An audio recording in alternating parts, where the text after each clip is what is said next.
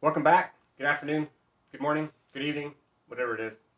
Okay, so we were just talking about rain shadow. We were talking about how the topography, the distance from the equator, the relative distance to large bodies of water, how all of these things influence the climate that you find in a particular area, in any given area. In Biology 1, we talked about a thing called biogeography, and we said in biogeography that organisms in an area tend to be more closely related to each other than they do to organisms farther away from them. If we think about biogeography and we tie to it this concept of similar climates give rise to similar organisms in geographically distant biomes, what happens is we get convergent evolution. Convergent evolution, the nuts and bolts of it is, if you've got an organism that is being stressed by the environment in a certain way, there is a best way to solve that stress, to solve that problem. So if I've got two organisms, one in Africa and one in Australia, or one in China, or one in North America, that are found in a desert, what kind of stresses do those organisms have in a desert? What are deserts like? Your first inclination is to say, deserts are hot. Are deserts hot all the time? What's a desert like at night? At night, deserts are actually really cold. It can be 100 plus during the day, and then it can be literally freezing, 32 degrees at night. Huge temperature changes. The reason why deserts can have these huge temperature changes is because of the reason why they're a desert, which is lack of moisture. We don't have huge temperature changes here in Georgia because we have very humid air. What does water do? Water reduces drastic changes in temperature. What's the big deal with the desert? They don't have any water, so they do have these very drastic changes in temperature. So if you look at organisms that are being stressed by the same environmental factors, very often they'll come up with the same solutions to solve those problems. So if you look at these two plants right here, you can see that they're both made similarly. We have relatively short leaves that are attached directly to the trunk of the tree, and they're protected by very large thorns. We see on both of these that is the same strategy, and you would think, oh, well, they're probably related to each other then. And the truth is they are not related to each other at all. They're two very different plants, but they're both found in similar environments, and that similar environment is very dry environments. So what's the deal with the thorns? The thorns are obviously to prevent predation, to keep animals from eating their leaves. Because if an animal eats the leaf, then it's reducing the plant's ability to photosynthesize, and it's going to be stealing the plant's water. These live in very dry environments. What are the animals looking for? They're looking for water.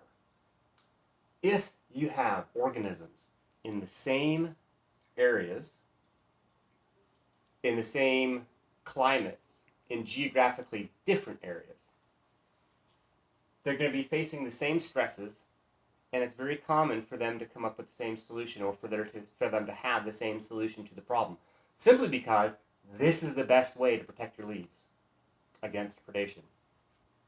If you look over here on this end, on this graphic, what we see on the left side is placental mammals, and what we see on the right side are all marsupials. Please remember, when we talked about the mammals, we said that there are three groups of mammals. There are the monotremes, the placentals, and the marsupials. I did that backwards, sorry. Monotremes, marsupials, placentals. Monotremes are all related to each other. Marsupials are all related to each other. Placentals are all related to each other. No monotreme is more closely related to a marsupial than any other kind of animal aside from a monotreme. No marsupial is more closely related to any other mammal other than a marsupial.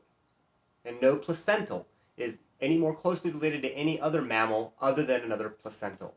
So if we look back at these animals, we see very similar organisms. How about these two? Here's a wolf, an apex predator in its ecosystem. Here is what's called a Tasmanian wolf, Tasmanian tiger sometimes it's called. They're called thylacines. And it is not a dog. It is a marsupial. Dogs are placentals. So they look similar, they have similar adaptations. Why? If you're going to be an apex predator, if you're going to be killing other animals, you need strong back legs to run fast.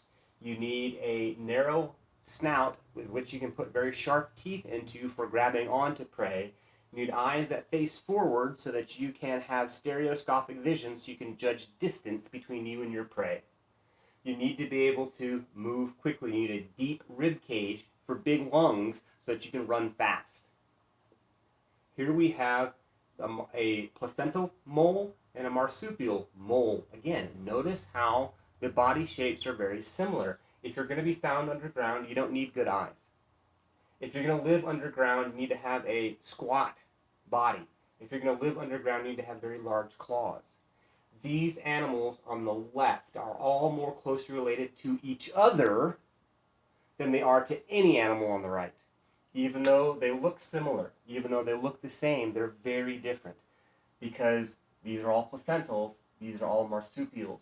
This is convergent evolution. Why do they share body shapes? If you're going to do this job in nature, you need these adaptations to do it.